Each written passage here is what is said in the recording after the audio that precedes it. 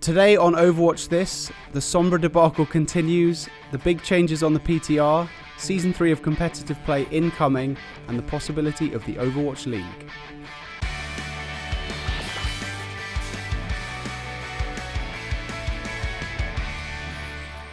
Hello everybody and welcome to episode 5 of Overwatch This. It's Joel here with Ben. Say hello, Ben. Hello. And I titled the script wrong. It says episode 4.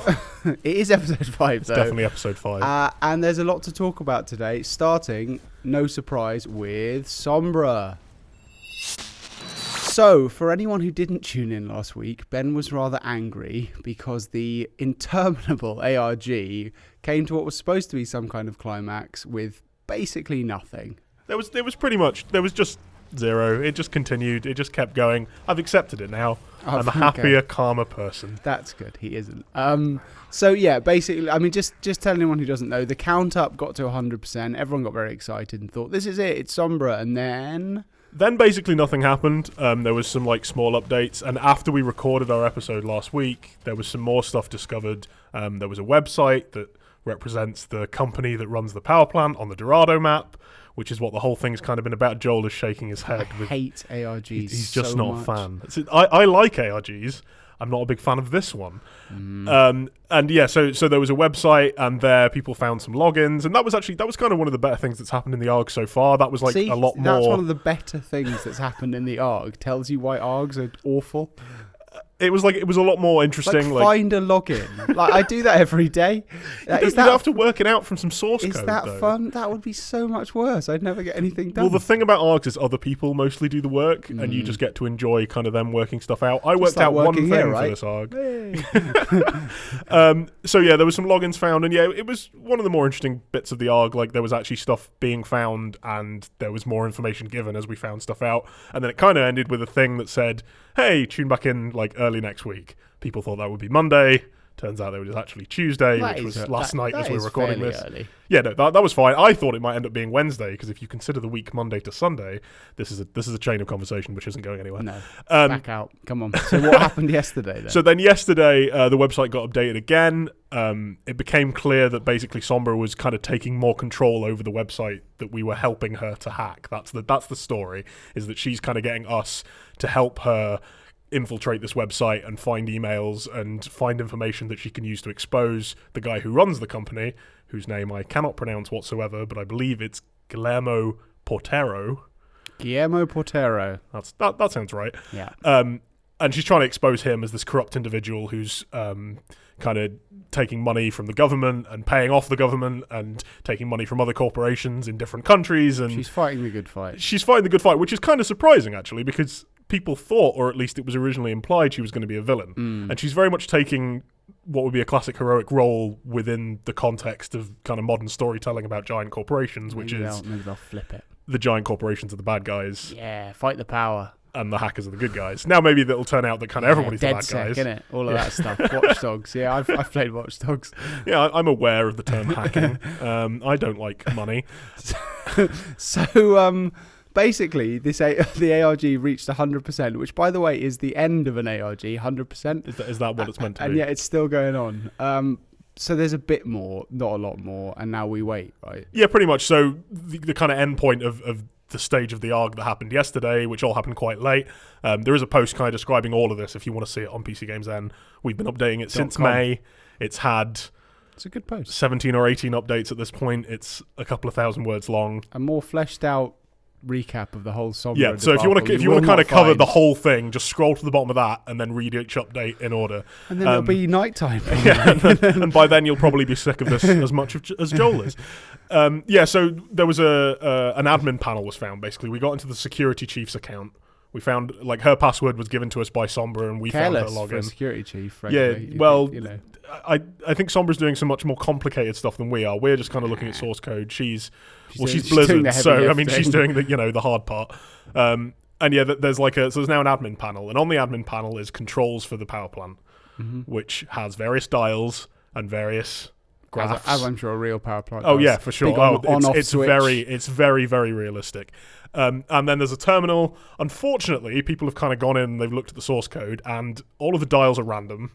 That's done through a random number generator, so that's like not actually reflecting anything or any information that's being given to it. People in their source code, they ruin all the mystery for everyone. It's all gone. And the terminal itself won't ever return anything in its current state. If you type in anything other than some very kind of basic commands like exit and clear.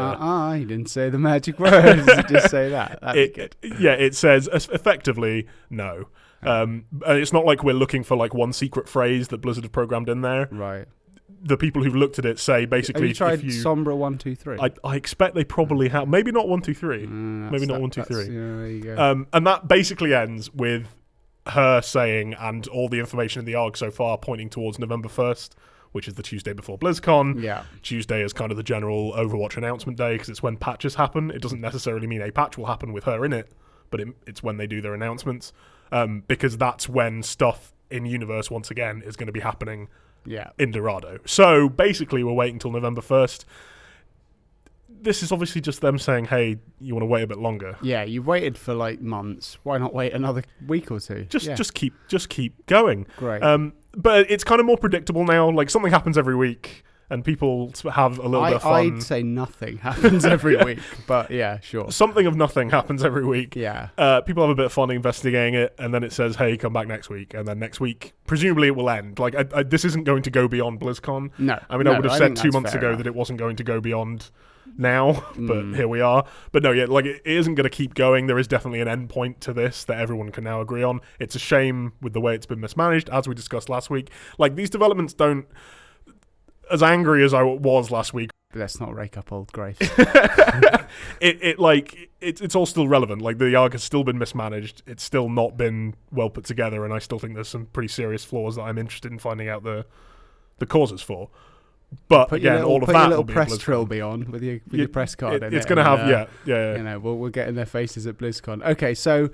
Yeah, we'll leave this here because it's Sombra, and as you say, it's something of nothing until next week. But talking of the patch, that brings us on to... So we've got a big fat PTR balance patch coming out, a bigger than normal, a whopper. They've gone super size. They've paid extra, 20p extra. Yeah. And now it's bigger. And so it's going to go on for a while, this one, and presumably that is to get things ready for Sombra parachuting her way into the game. Yeah, pretty much. So there was a big PTR patch applied last week. Again, it was just after we stopped recording. They pretty much definitely stop doing that. That'd be good. I think they're doing it in response. I think it's all us. It's an ongoing battle. Yeah, exactly. And they've said, hey, we've got a little bit more time for this one. If you kind of read between the lines there, they've got a little bit more time because they're putting the PTR up now. And they're not going to bring it down until they've had a bit of testing on it with Sombra, who is going to be released at BlizzCon. Yeah. Kind of just 2 and 2 is 4 on that one. And yeah, so they've got a little more time to test bigger changes, which they are applying. Okay, such as? So I think there's kind of... The biggest one is there's kind of a change to the way ultimates are gained in the game. It's basically 25% slower across the board. That is quite a big change. Yeah, that is big. And at the moment, it kind of feels when you're playing Overwatch like a lot of it comes down to just sitting around and waiting. You kind of have a pitch battle a bit, but going in without your ultimate and without your team's ultimate is a mistake. Yeah. Like, that isn't something you should be doing. You should be waiting. You should be just kind of picking people off or trying to find single hits. And that's because the ultimates charge at just the right rate that it's worth waiting for your whole team to have them before you go in. And each ultimate does charge at different rates and has different, different things that charge it, like, you know, healers get it from healing, but everyone gets it over time. All the rate at which people get it over time is different. So all of that is, you know, individually changeable. But what they're saying here is, let's just slow all this down. Let's make it so people have to know how to play their character without the ultimate more. Yeah, see, I wonder if this is a change being made with esports in mind. I think it is. I think it's to kind of stop the esports scene devolving into lots of little mini engagements that don't last very long, and as we were discussing a couple of weeks back, are very difficult to follow if everybody's attacking each other all at once. Yeah, and also, like you say, if you take the ultimate percentages down, you up the necessary skill level, and then you make esports what they're supposed to be, which is more about learning how to play the character in kind of an intricate way rather than just spamming ultimates. So I imagine that is part of it with the esports scene ramping up. Yeah, it complicates each character, right? Where before it would be like, okay, you need to know how to play it in the point where you're building your ultimate, but nothing's really going on. Exactly. And then the point where you have your ultimate and a lot is going on. Now, hopefully, with these sort of changes, there'll be kind of a three-phase thing where you're building your ultimate, a lot is going on, but you don't yet have your ultimate, and then the same point where your team or a lot of your team have their ultimates. And there's a couple of specific character changes, and then there's one which hasn't had a change, which we'll come to. So a couple, Torbjorn and D.Va have had some tweaks. Yeah, these are pretty big changes. I calling Torbjorn's just a balance change is I don't think that's accurate. I honestly think he's been pretty much redesigned because he now generates scrap passively. Before, he had to kill enemies to get the scrap that he uses to throw down armor packs and build his turrets and that sort of thing. Now he just gets it over time. That is a very big change. Like, obviously, that means he can play it a little more passively, but they've also kind of nerfed some of his damage. They've changed how his hammer works. Again, all of this is on a post on PCGamesN if you want to take a look at like all the changes in one. We've also got a video, some of which you're seeing now, that demonstrates like all the different ways that things have changed. But yeah, so that redesign is going to change how he plays completely. Like that is very like different from how he will have been designed initially. Like when there's a limit on your resource, like whatever it is, whether it's your mana or your energy or in this case scrap, that changes how you're going to play. And he was designed with the idea of not having passive scrap before. Now they're using a lot of those same abilities, but with this, that's going to require changes there too. This is going to take a lot of balancing to fix out. But I think it is a much more interesting way of playing him. It should allow him, while it does allow him to play passively, it also means that he can not worry so much about protecting his resources. Right. Because it means if his turret dies, he can just kind of build another one pretty quickly. Yeah. Even if he, like, without having to go out and risk his life and, get 2 or 3 kills before being able to do it. Yeah. It should also increase his support role because it means he can drop more armor packs. His armor packs are one of the best things about him, giving another character 75 HP that is harder to get through, which is how armor is put in the game. That is a significant impact, and him being able to do that more often without having, again, to engage in combat, and that being, a risky proposition that isn't reliable, that's going to be a big change. Yeah, absolutely. And D.Va? So D.Va's got what reads like a minor change, which is where she now moves a bit faster when she's firing. Yeah. And, people who don't play her that much or aren't particularly familiar with how she plays will think, oh, okay, that's cool, but not that big a deal. But the increase is like, it feels like 100%. It's so big being able to reposition quickly. Like pretty much all games come down to how quickly can you be in the right spot at the right time. Yeah. Not just all games of Overwatch, all games that are competitive. And her being so slow meant that people could get out of her way when she was shooting, could escape her very easily, and also meant that she was less good at repositioning. Now, she's got other tools to help her do that, but this is a change that people suggested several times for her, and that they talked about thinking about doing, and having it now applied to the game. It really works. Like, it's really nice to play. She feels a lot better to play in just a couple of quick games that I played with her, and a little bit of time in the training area.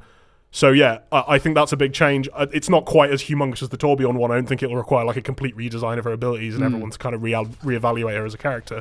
But it should make her A lot more viable, and B, I think just a lot more fun to play. It is interesting that these big, like significantly bigger changes are happening just before the next character comes in, because you've got to think that there's been plenty of testing inside Blizzard with Sombra and these other characters playing together, so they've obviously found something or noticed something that has necessitated these changes, because you don't change things like this to this extent just for a laugh. So it's interesting to see what will actually happen when Sombra's made available to the public, because obviously this is part of that. Well, yeah, then she messes up the whole formula, right? Like adding another character just changes everything immediately. Yeah. So we're going to have that on top of these changes. In a specific way that means these changes are being rolled out in advance of that. Yeah, for sure. Which is quite interesting. But one change we haven't seen, despite being told we would, is the Symmetra stuff that we talked about a couple of weeks, 3 weeks ago now, I think. Yeah, so they said in an interview, I think it was Jeff Kaplan talking to somebody, or it escapes exactly where it was, but he basically said, yeah, Symmetra's on our radar as someone who needs big changes, to just operate as a character. They just don't think what they have at the moment really works. She only works in these specific circumstances, as we talked about a few weeks ago. But then when this PTR went up, and in fact just before it did, Jeff Goodman went on the forums and he said, oh, we're going to do these bigger changes because we have more time to be able to do them, but we don't have Symmetra ready yet because she just isn't ready yet. Right. Which kind of brings a question as to, so where is she? When are we going to see those changes? And at the moment, we don't really know. Mm-hmm. And all of this, as we say, with Sombra, will come out to the public in the wake of BlizzCon at some point, right? Yeah, I think so. So all these changes plus Sombra will be added into this PTR probably slightly after BlizzCon. So people who get to go to BlizzCon, they get to play us slightly early. Then whenever the next PTR patch is, whether that's the Monday or the Tuesday following BlizzCon, she'll be added to the PTR. There'll be some balancing. There'll be the final kind of tweaks to these changes. There'll be tweaks to Sombra herself. It turns out this ability is super overpowered. However, her stealth, which I think people are pretty much expecting her to have, however that works, will probably require quite a lot of tweaking because that's quite a complicated, thing to add to a game. And then probably a couple of weeks after that, I would guess around November 14, maybe the week after that, we'll see this released to the public, and with that, we'll also see it move towards Season 3. Another seamless segue there brings us into Season 3. Season 2 is ending November 24th, and unlike Game of Thrones, we only have to wait a week until Season 3 kicks off at the beginning of December.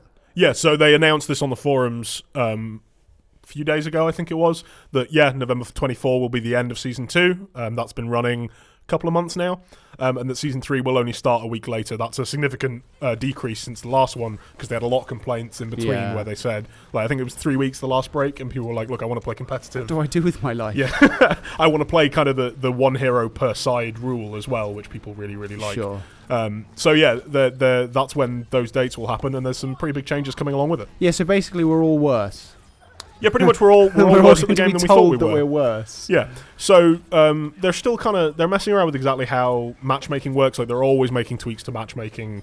Pretty much, like, whenever you see Overwatch is updated and you don't know what it was and there's been no announcement, it means they've made some tweak to the matchmaking system, right? But they're also still trying to play with how they rank players in the competitive play mode. They've gone through a couple of systems now. The new system in Season 3 isn't like a total overhaul or a change in how it all works like it was with Season 1 to Season 2. But basically, they're going to move everybody down a bracket or a couple of brackets to make sure that they can keep people in skill brackets that are like more representative, sorry. But if everyone moves down, doesn't it make no difference? Well, kind of. But also, what the problem was is there wasn't very many people in the lower brackets last time. Okay. I think it said it was gold and platinum. They said was just packed with players. Right. And so when you got into a game and you were like, oh, okay, there's 5 platinums on my team and there's 6 platinums on the enemy team, you would expect all those people to be of a similar skill level. Right. That basically wasn't the case. Like, being in platinum could mean 2 very different things. Sure. If you were like a higher end platinum or a lower end platinum, you were just 2 very, very different skill rating, like skill.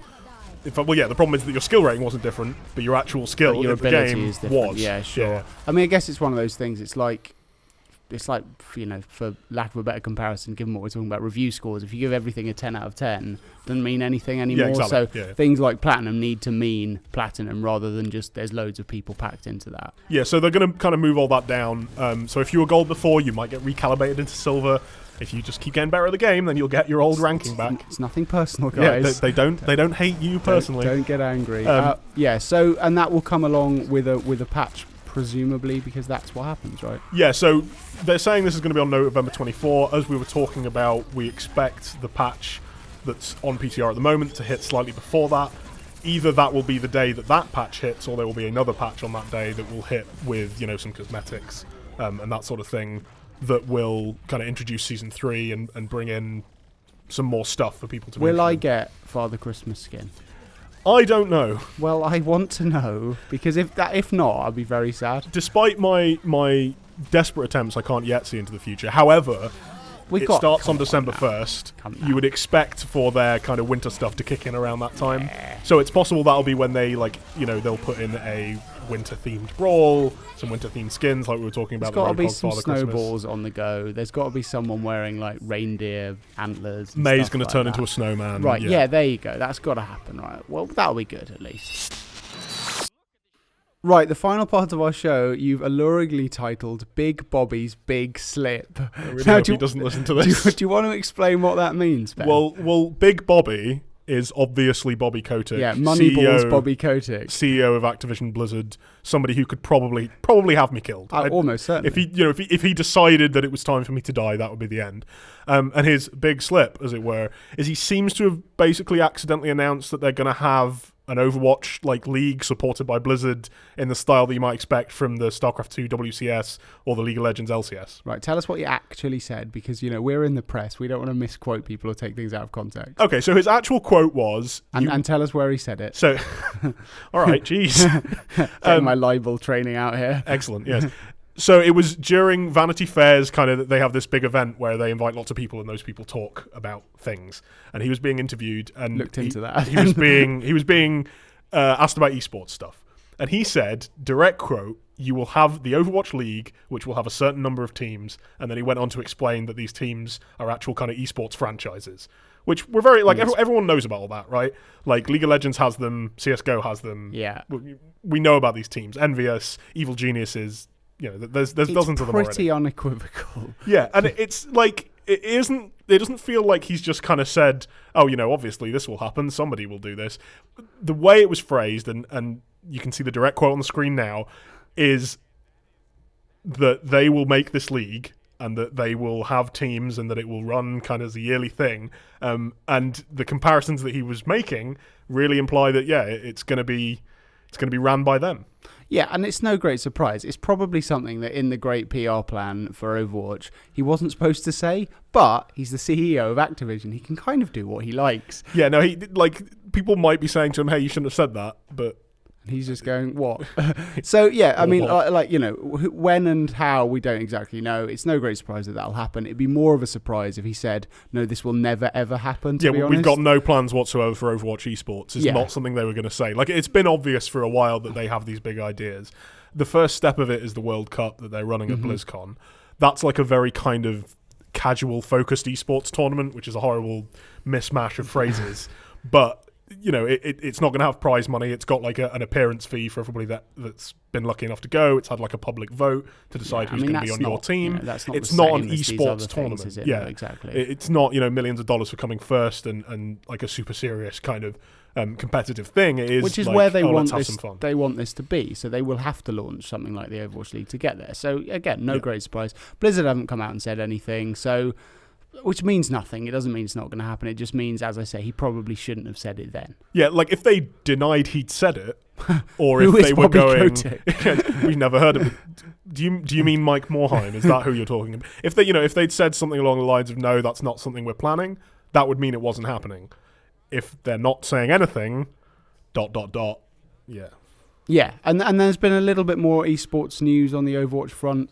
Nothing kind of super major, but some big money flying around. Yeah, so there's going to be a $100,000 Overwatch tournament, which isn't... sounds like a lot. But yeah. Contextually, it's not as much as the Overwatch Open was that was run by E-League, for example. That was more than twice that.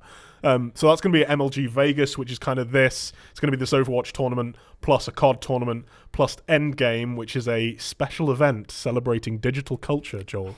Crikey. Okay, great. I'm sure that'll be excellent. What I want. And like that being announced now would suggest that as MLG is now owned by Activision Blizzard, they bought it a few months ago, they would be the company, like the sub-company that would be running any Overwatch League that was took place. Yeah. Whether this was meant to be the start of that, or maybe the announcement place for that, if it wasn't going to be announced at BlizzCon, we don't really know. It's but an interesting one. You can the two being quite close. You can see them announcing it at BlizzCon because it's BlizzCon, but it might not be the place to announce something so esports focused, like you say, because the Overwatch activity in that realm at BlizzCon isn't kind of hardcore esports. So I don't know. It's an interesting one to think about when they'd come out with it, if it's even ready for a full announce yet. You'd think if it was a slip on his part, that's because it's on his mind, so it's not 6 months away. It's like in the nearer future that they're going to announce it, probably. Yeah, I would have been very surprised if we got to the end of this year without us hearing anything about this, or like if we got to the end of January without hearing anything about this, right? Like they maybe do their World Cup and this $100,000 tournament as the Overwatch launch year is over kind of thing, and then at the start of next year we hear, oh, and here's what we're doing this year. But like you need to tell people you're doing these things. Like you want the organizations that are involved to know that you're doing these things so they can start looking for teams, they can start getting invested, you know, they can work out what they want to do. Like you can't just spring this thing on people and be like, yeah, we're starting this next week, by the way. Because you want there to be a lead up, and you also want teams like with big followings like TSM from League of Legends, Fnatic from everywhere, Evil Geniuses from Dota 2. Like you want these teams to get involved because they bring these huge fan bases with them, increase your viewership, increase the number of people who are interested in your game. Well, the talks with those teams will definitely be ongoing already if they haven't already been signed, which to be honest they probably have. There's an investor call next week just before BlizzCon kicks off pretty much, so We may know more, we may not know more, or we might have to wait till BlizzCon, or we might have to wait a bit longer. We kind of don't know at this point. Yeah, it's a bit up in the air. The investors' call happens, I think it's on the Thursday. It's like Right. when I'm actually on my flight to the US to go to BlizzCon. Maybe he'll be on your flight with Bobby Kotick. Maybe he'll be on his big airplane phone. Do they still have those?